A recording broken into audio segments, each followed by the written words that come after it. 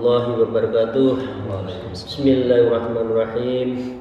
Alhamdulillahi ma fis samawati, alhamdulillahi ma fil ard, alhamdulillahi ma bainahuma, alhamdulillahilladzi hadana li hada wa ma kunna linahtadiya laula an hadanallah. Asyhadu an la ilaha illallah wahdahu la syarikalah wa asyhadu anna Muhammadan abduhu wa rasuluh la nabiyya ba'dah. Amma ba'd. Para jamaah salikin, sahabat, kolega, dan juga kepada guru-guru mohon izin, mari kita bersyukur pada Allah atas semua rahmat dan hidayahnya, sehingga kita masih diberi kesempatan untuk belajar kitab Minhajul Abidin. Biqauli alhamdulillahirabbil alamin, dan bersolawat kepada junjungan kita Nabi Agung Nabi Muhammad Rasulullah sallallahu alaihi wasallam. Biqauli Allahumma shalli wa sallim wa barik alaihi wa ashabihi. Amma ba'd. Hari ini kita akan melanjutkan mengenai masih tentang ma'aqobatul ilmi, sebuah kewajiban seseorang untuk menuntut ilmu.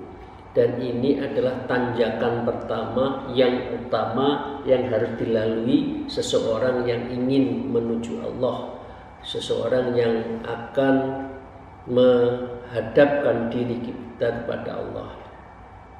Hari ini bicara tentang apa beda dan mana kira-kira yang fardu ain dan fardu wajib di dalam menuntut ilmu. Karena itu saya ingin mari kita lanjutkan. Wa qala al-mu'allif fi hadzal kitab tsumma a'lamu annahu idza kana fi kulli qutrin da'in min du'a'i ahli sunnah. Jadi disebutkan kalau di dalam sebuah kawasan kita sudah ada satu orang yang ahli agama, tafaqahu fiddin, ulama katakan, dan disebutkan ulamanya ini adalah ahli sunnah wal jamaah, yahillu sibha wa yaruddu ala ahli bid'ah wa yastakillu bihadzal ilmi fa yusaffi qulubu ahli haq an wasawisil mubtadi'ih faqad saqatal fardu amman siwah.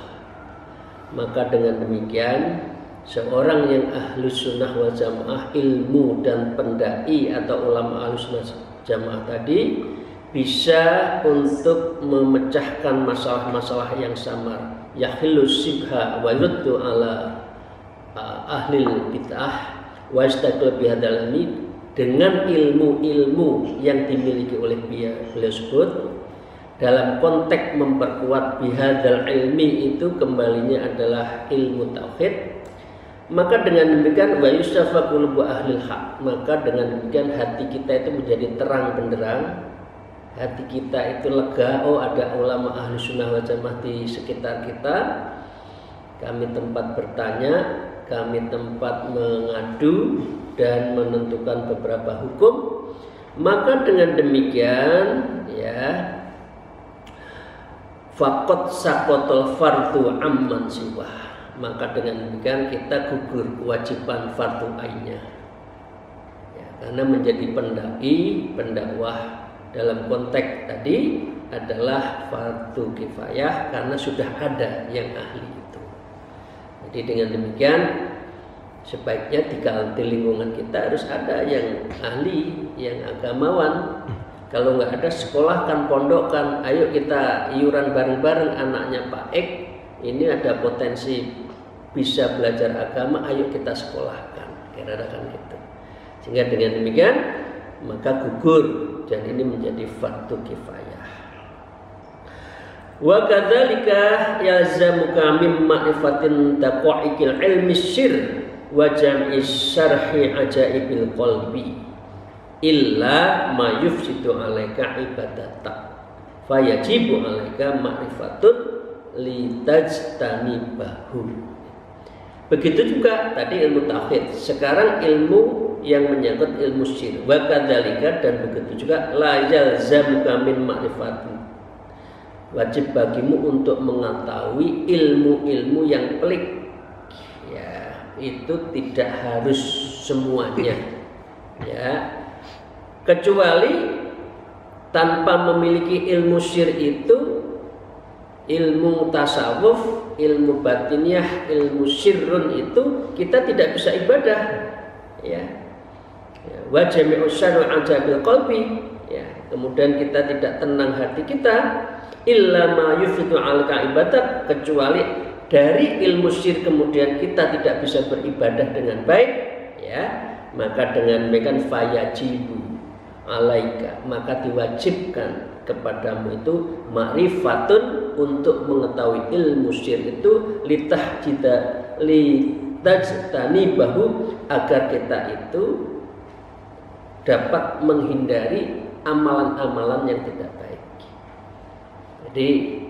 Jadi pertanyaannya kepada kita semua, apakah kita sudah bisa beribadah dengan tenang, dengan baik, mujalasah, muhaddasah, dan kita muraqabah kepada Allah dengan yang benar?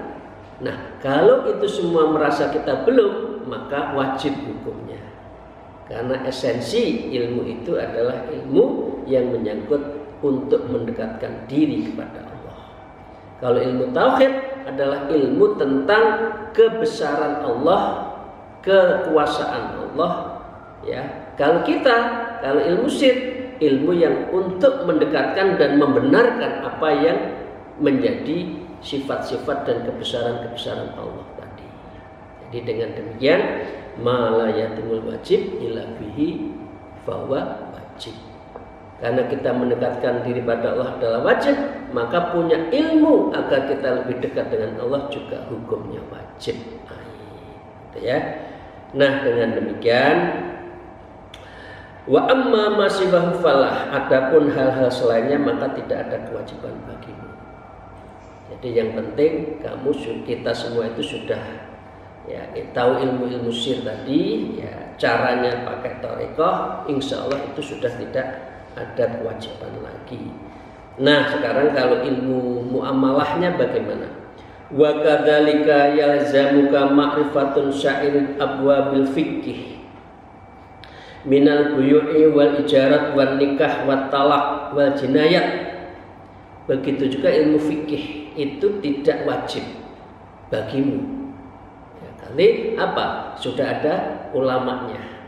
Ilmu fikih itu tentang apa? Baik buyu, ilmu jual beli, ya. Ijarah, sewa menyewa, nikah, tolak, jinayat, itu tidak harus diwajibkan. Yang penting kita itu dekat dengan Allah. Nah, artinya yang wajib tadi apa? Wajib yaitu ilmu-ilmu syir tadi. Innama kullu dzalika fardun 'alal kifayah. Itu semua ilmu-ilmu adalah ilmu yang fardu kifayah. Misalkan begini, ahli ekonomi tidak semua harus jadi ahli ekonomi. Ahli politik tidak semua harus jadi ahli politik, ahli hukum tidak. Tapi umat Islam semuanya kita ini wajib mempunyai ilmu makrifat, ilmu thariqah, dan menjalankannya dalam rangka mendekatkan diri pada Allah. Itu yang fardu ain. Tapi kalau ilmu-ilmu yang lain itu fardu kifayah. Sudah ada ahlinya, ya, anak, tetangga, saudara, kolega kita sudah ahli ekonomi bagus-bagus, ahli hukum, tata negara, ya, dan ilmu-ilmu sosial yang lainnya.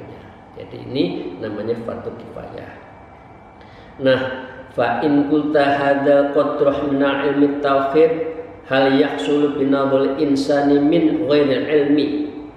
Lalu standarnya apa? Hadza qadrah, qadarnya, ukurannya apa yang menyangkut ilmu tauhid? Apakah dapat berhasil dengan perenungan seorang hamba sendiri? Nah, ini pertanyaan dari Imam Ghazali. Jadi kita belajar ilmu tauhid sendiri, baca kitab dari A sampai Z, kitab apa saja dibaca, kira-kira itu bagus enggak? Secara umum bagus. Tetapi menurut Imam Ghazali, ya fa'lam annal ustad wal mursyid fatihun wa musahhalun wa tahsulu ma'hu as'alu wa arwahu. Nah, boleh baca sendiri boleh. Tapi menurut Imam Ghazali, annal ustad wal mursyid, seorang guru dan orang yang mursyid, adalah fatihun, itu adalah pembuka semua ilmu. Karena itu mengapa ilmu itu harus ada sanad itu di sini. Mengapa ilmu-ilmu kitab-kitab kuning, kitab-kitab ya seperti kita baca sama Imam Ghazali sampai kita baca sekarang terus berkesinambungan karena ada sanad dan ada gurunya. Tapi kalau kita membaca sendiri tanpa guru, ya repot, sulit memahami dan tidak ada transmisi value, tidak ada inner value, tidak ada nilai yang masuk ke kita, tidak ada internalisasi. Tapi kalau pakai guru, ya pakai pembimbing, pakai mursyid, itu akan lebih mudah. Karena itu ilmu-ilmu ya ilmu tauhid itu sebaiknya pakai guru. Waktasilu, maka dengan berguru kita akan menghasilkan dan lebih ma'ahu yang bersama kita ashalu wa arwahun, yaitu kita akan lebih mudah dan nyaman belajar. Jadi carilah guru ya Bapak Ibu sekalian, siapa terserah di lingkungan Bapak Ibu sekalian untuk belajar ilmu agama. Saya dulu punya guru, insya Allah di Tulungagung, ya guru saya Kiai Khobir. Saya ulang lagi, Kiai Khobir itu beliau adalah tidak bisa membaca. Ayahnya min auliya, beliau adalah buta. Tapi buku apa saja, kitab apa saja, dan beliau pegang tangan, dipegang aja, ilmu itu sudah nyetrum ke beliau. Karena sanadnya beliau lakukan. Sehingga dengan demikian itu adalah khawaridul adah yang dimiliki oleh guru saya. Kitab-kitab apa yang saya baca, insya Allah sebagian besar dari beliau itu. Nah, saya dulu, ibu dan bapak sekalian, keluarga saya tidak terlalu hebat banget ya. Jadi kalau pagi saya ngaji dulu, baru belanja. Ibu saya kan buka toko meracang ya, baru pulang 6:30, belanja saya apa saja, bawang, macam-macam, beras, saya belanja. Ya, baru dikasih uang dari orang tua saya untuk dikasih sangu, udah berangkat sekolah. Tapi sebelumnya, sebelum subuhan saya ngaji kepada guru saya itu. Nah, itulah pentingnya guru, ada transmisi nilai dan mudah untuk memahami terhadap kitab-kitab yang kita bahas. Saya lanjutkan, wallahu ta'ala bifadli yamtannu ala may yasha' min ibadih fayakunu wa mu'allimuhum subhanahu wa ta'ala. Dan Allah melalui anugerahnya akan menganugerahinya kepada orang yang dikehendaki. Syaratnya pakai guru tadi, insya Allah subhanahu wa ta'ala Allah memberikan ilmu itu dengan memahasucikan Allah. Begitu ya Bapak sekalian. Wa qala al-mu'allif fi hadzal kitab thumma a'lam anna hadhil aqobah allati hiya aqobatul ilmi aqobatul ka'ud. Tapi belajar ilmu ini menurut Imam Ghazali aqobatul ka'ud. Ini tanjakan yang paling berat. Karena ini dasar ilmu tauhid, ilmu syirk, ilmu syariat, itu dasar. Karena itu orang yang lolos di sini insya Allah di belakang itu lebih mudah. Karena itu Imam Ghazali menyebutkan adalah aqobatun ka'udun, merupakan tanjakan yang sangat menyusahkan. Walaupun susah, walakin biha yunalul matlubun wal maksudun na'fi'uha katsirun. Walaupun berat Anda harus jalani. Karena apa? Karena itu adalah dengan cara itu kita bisa matlubun maksud, kita bisa sampai pada tujuan niat kita, yaitu kepada Allah. Wa nafa'u katsirun, dan manfaatnya banyak. Ilmu-ilmu itu akan membantu kita. Wa qat'uha sadidun wa khataru 'azimun, yang manfaatnya banyak dan menuntaskan masalah-masalahnya kita miliki, sehingga dengan demikian kekhawatirannya itu menjadi besar kalau orang mempunyai ini. Nah, karena berat maka Imam Ghazali mengatakan godaan untuk aqobatul ilmi itu berat.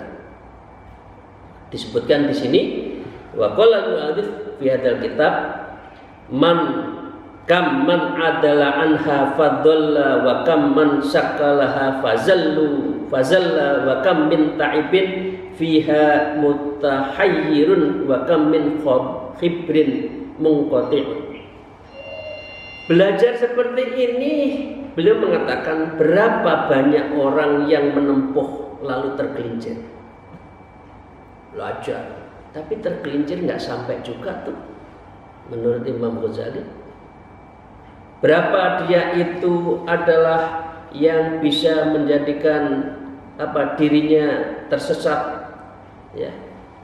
Wa kan ta'ibin fi mutahayyirun, dan berapa banyak orang yang menjadi bingung. Wa kam min hibrin mutaqatin, dan berapa banyak tinta dia tulis tapi juga tidak pernah memberikan manfaat buat dirinya dan buat orang lain.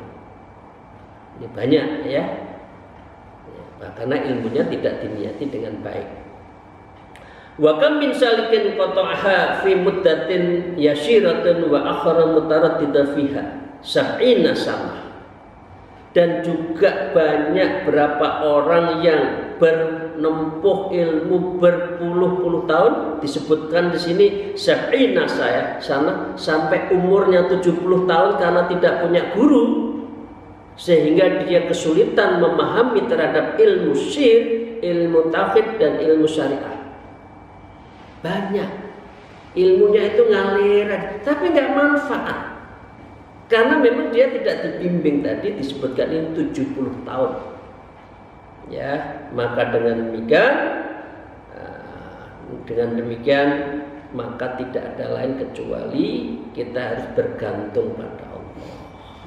Wal amru kulhu biyadil azza wa jalla, karena semuanya itu adalah dari semua urusan itu dari Allah. Karena itu harus kita kembalikan kepada Allah, niatnya belajar pada Allah, khususnya ilmu-ilmu tadi. Nah, dengan demikian wa qala al-mu'allif fi hadzal kitab wa bihima bi ulumiyya fid darain. Amin ya rabbal alamin. Saya lanjutkan.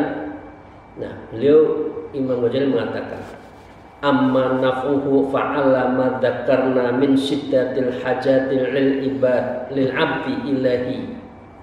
Ya.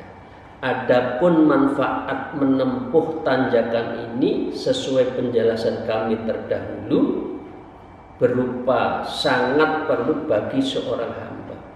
Ya, lil ibad ilahi. Seorang yang abdillah, orang yang abdun, orang yang menyembah, orang yang mendekatkan diri Allah. Ilmu-ilmu ini tadi yang dibimbing oleh guru itu penting. Wa bina'i amri ibadatin, untuk apa? Untuk membangun sebuah bangunan, binaan, bunia. Islamu bunia ala khamsin. Jadi itu kan Islam didirikan menjadi 5 pilar itu. Karena dengan cara itu, ya, kita akan mendapatkan ilmu tadi, karena ada bunyannya, ada dasarnya.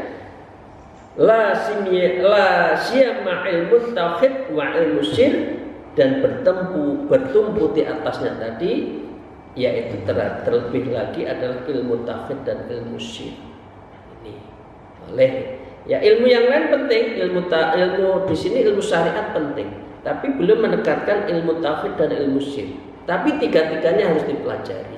Apa kalau yang syariat kemarin kan sudah kita breakdown yang mana saja. Maka dengan demikian falaqad ruya anna Allah ta'ala auha ila Dawud alaihi salam faqala ya Dawud ta'allamil ilmun nafi'. Maka sungguh telah diriwayatkan bahwa Allah telah mewahyukan kepada Nabi Daud seraya berfirman, ya Dawud, wahai Dawud, ta'allami ilman nafi', pelajarilah ilmu yang bermanfaat. Kemudian Nabi Daud berkata, Faqala ila ma'ilmun nafi, wahai Allah, apa sih yang disebut dengan ilmu nafi itu? Ilmu yang bermanfaat. Ya.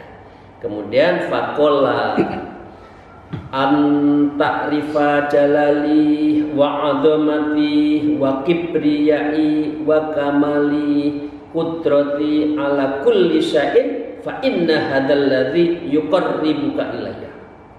Namanya ilmu yang bermanfaat. Ilmunya 3 yang wajib tadi. Namanya ilmu yang bermanfaat ta'rifa jalali, hendaknya engkau mengetahui terhadap jelas, yang jalla, yang betul-betul tajalli, yang pertelo betul, yakin betul terhadap apa? Wa'adamati, terhadap keagunganku, artinya keagungan Allah. Wa kibriyai, maha besarnya Allah, maha besaranku, kata Allah. Wa kamali, dan kesempurnaanku. Wa kudrati, dan kekuasaanku. Ala kulli syai'in, atas semua yang ada di muka bumi. Fa inna hadzal ladzi yuqarribuka ilayya. Hanya dengan cara itu engkau bisa mendekatkan muraqabah kepadaku. Sekarang pertanyaan buat kita semua, sudahkah kita muraqabah yang di dalamnya kita menyembah Allah, tapi pikiran, otak, mata kita tidak noleh kanan noleh kiri ketika sholat atau ketika berzikir? Kita bisa bermunajat kepada Allah, kita bisa muhasabah, dan kita musyahadah dengan Allah. Kalau sudah, itu berarti Anda, kita semua sudah pada tingkat maqamul muqarrabah, maqam muraqabah. Sedangkan muraqabah di dalam ilmu thariqah itu ada 3, muraqabatul sifat, muraqabatul af'al dulu, muraqabatul af'al, muraqabatul sifat, wa muraqabatul ma'iyah. Ini ada 3 tingkatan maqamat di dalam ilmu thariqah di situ. Jadi mendekatkan dari af'al, semua perbuatan kita, pada Allah yang sifatnya sempurna tadi, kamalus sifat, ya, dan juga ma'iyah, tidak ada satupun apapun yang tidak ditentukan oleh Allah. Nah, dengan demikian inilah ilmu bermanfaat, berarti ilmu sir, ilmu tasawuf, ilmu yang dijalankan melalui mekanisme thariqah. Kalau enggak sulit, ya, gitu ya. Nah, Imam Sayyidina Ali juga menyatakan seperti ini.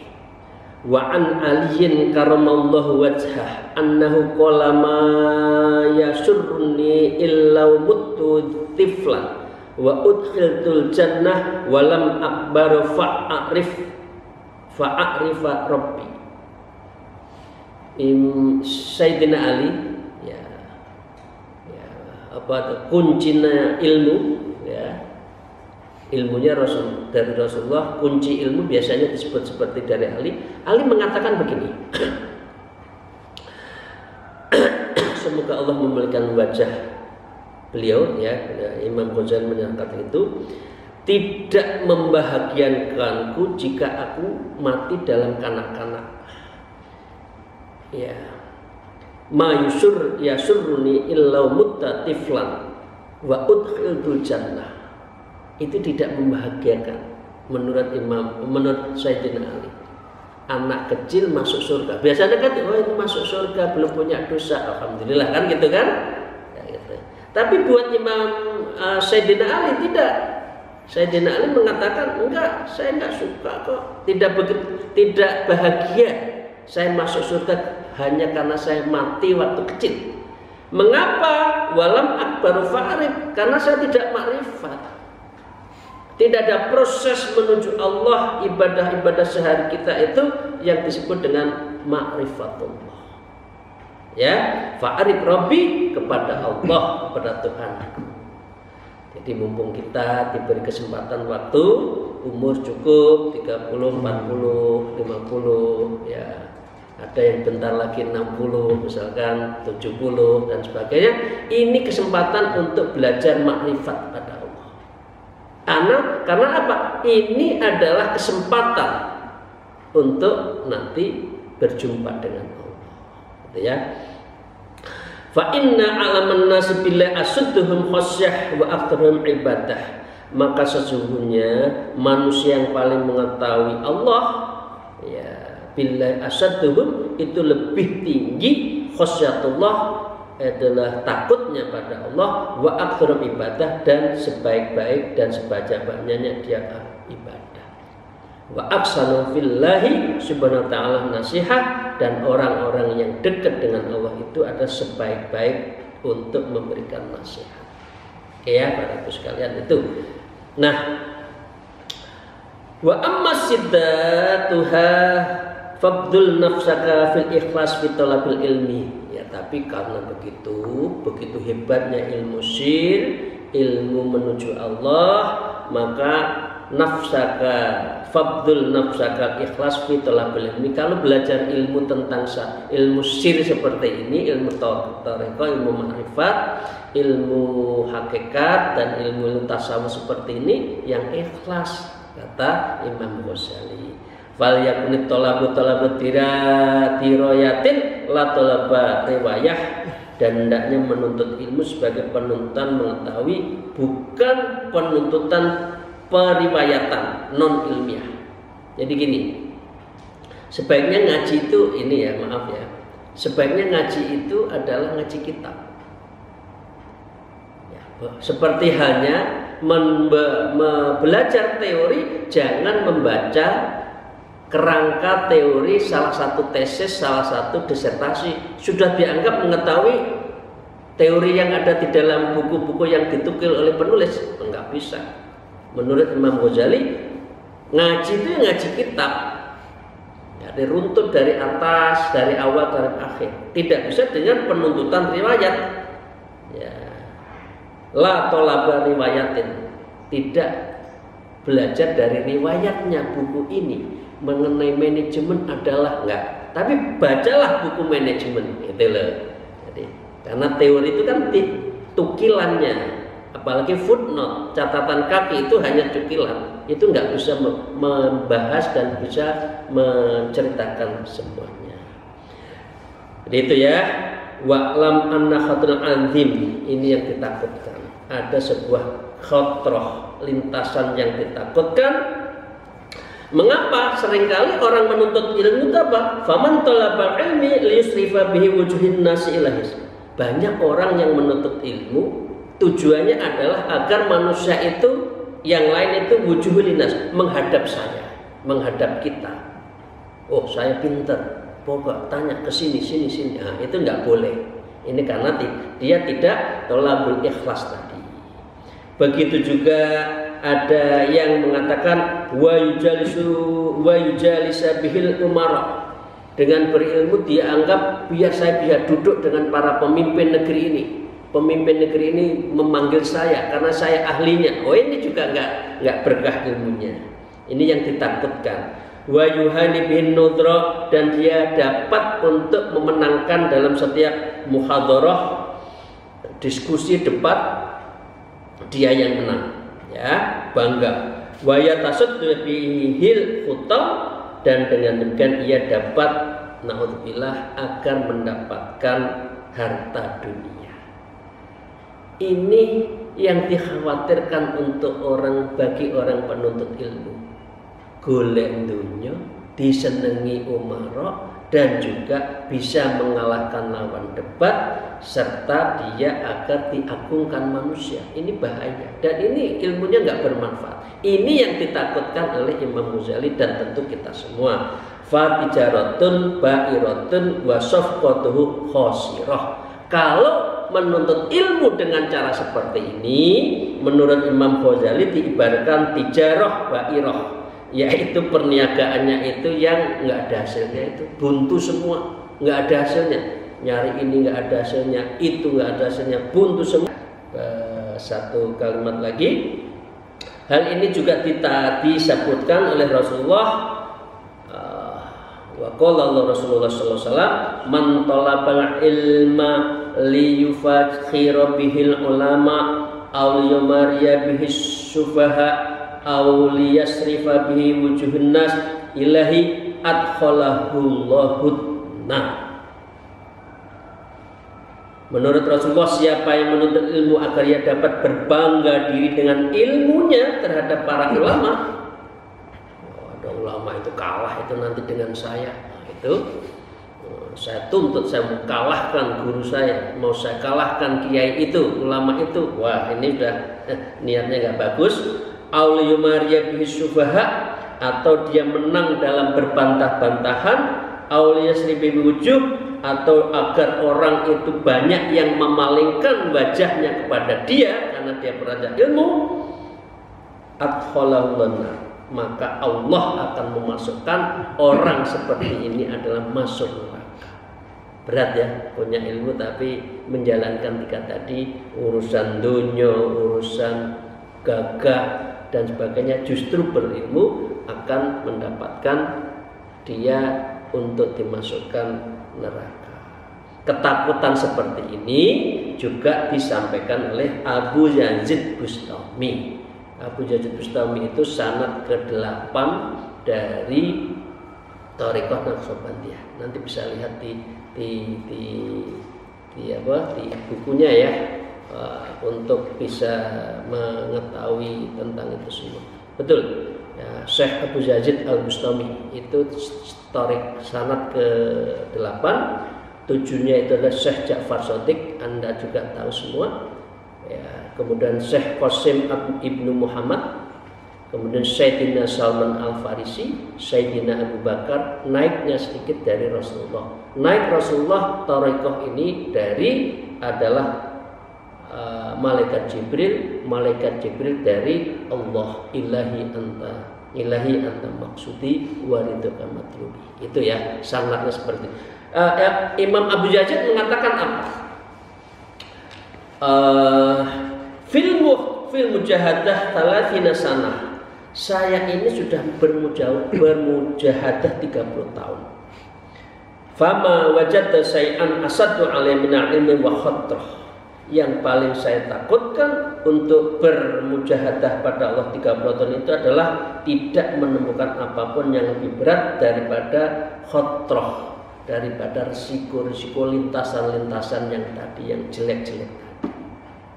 Jadi itu yang ditakutkan para ulama-ulama yang mendekatkan diri kepada Allah. Ilmunya dijual, ilmunya untuk cari dunia, ilmunya untuk sombong-sombongan di hadapan orang lain, dan ilmunya untuk bisa bersendagurau dengan pimpinan umarok yang ada di negeri ini. Demikian, terima kasih. Moga-moga Allah meridhai dan memberikan keberkahan ilmu-ilmu yang telah kita pelajari dan terus kita kaji. Alfu minkum wallahu muwafiq ila aqwamit thariq. Wassalamualaikum warahmatullahi wabarakatuh.